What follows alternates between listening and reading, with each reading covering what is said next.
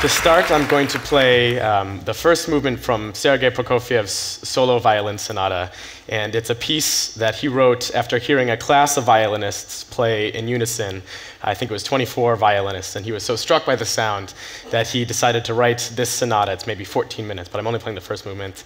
I personally like playing it by myself because I have a lot more freedom. So yes, I hope you enjoy it.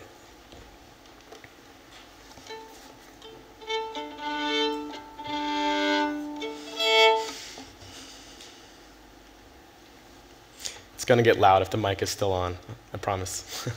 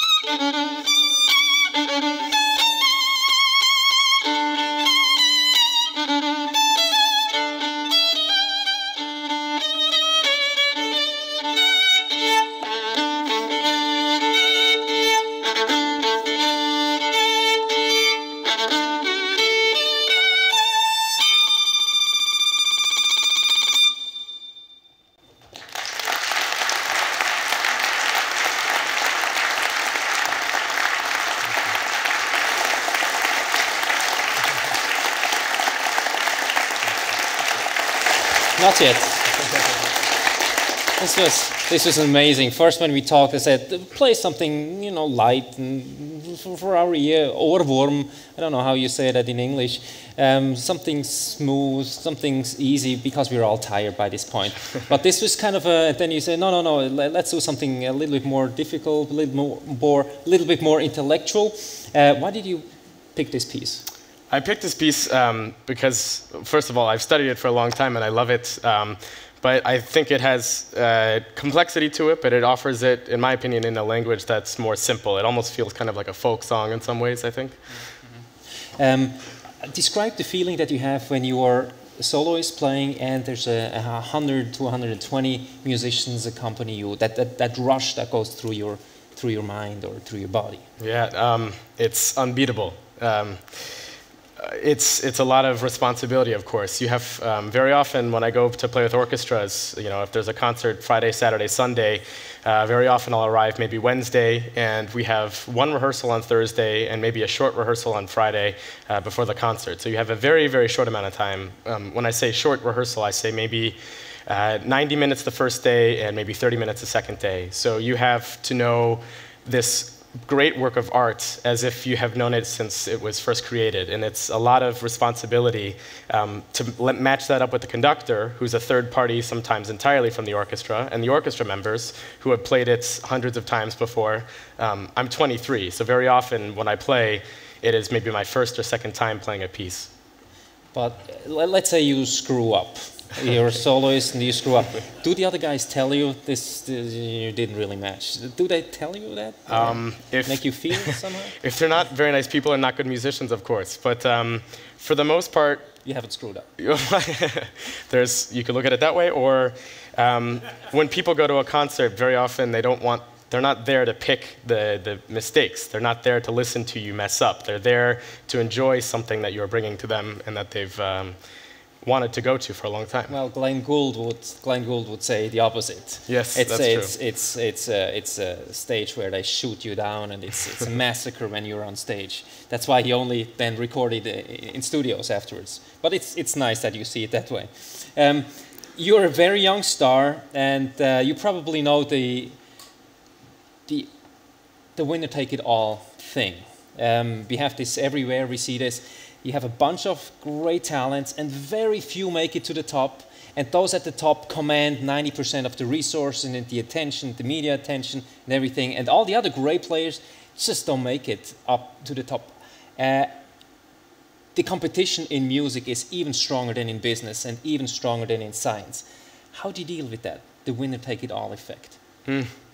I try not to think about it. I think very often those kind of 10 names that you probably can name a few of, those people have to do other specific things that I personally am not always interested in. I know I have some colleagues, even people that I went to school with, who are now becoming superstars, and the way that they manage their careers, they play fantastically, of course, but then they're also trying to get their hand in modeling or in designing clothing, or something that, in my opinion, is not directly related to the violin or the instrument that you're playing. So in terms of dealing with that, I guess I respect that I probably am not aiming for that. I'm aiming for something that I think is more long-term. I think it's something that when I'm 70, hopefully I can still do. I can play concerts and I can still have the same joy that I have now. And why violin? Why this instrument? I chose violin when I was 5 years old. I first started taking lessons. I have one older sister. She's a violist now, but she also started on violin when she was 5. I was 3 at the time, and so my mother would take me to her violin lessons and sort of sit me on the floor. I'd play with my trucks and my trains, and over time I started picking up the songs that she was playing. And when I was 5, I asked if I could start violin as well. Okay. And you wouldn't switch back to, you wouldn't switch to anything else? No. Okay, good. We're going to hear a piece by Bach. I'm a huge Bach fan, and I kind of asked you to pick a piece from Johann Sebastian Bach. What's the next one? There's 2 pieces, and they're very directly related. They are the Allemande and the Double from his first Partita for solo violin. And I picked these pieces because I think it's very interesting to show Bach's genius. You'll hear in the first piece that there's something almost robust about it. And Allemande is kind of like a very courtly entrance, you know, it's very grand. And with the same basic skeleton of the music, he makes a second piece, and you can hear hints of it, which are exactly the same as the first, but it's almost very controlled and very tight. And very few composers, in my opinion, since him have been able to, I don't know, create something of that caliber. Great, let's listen. Yeah, thank you.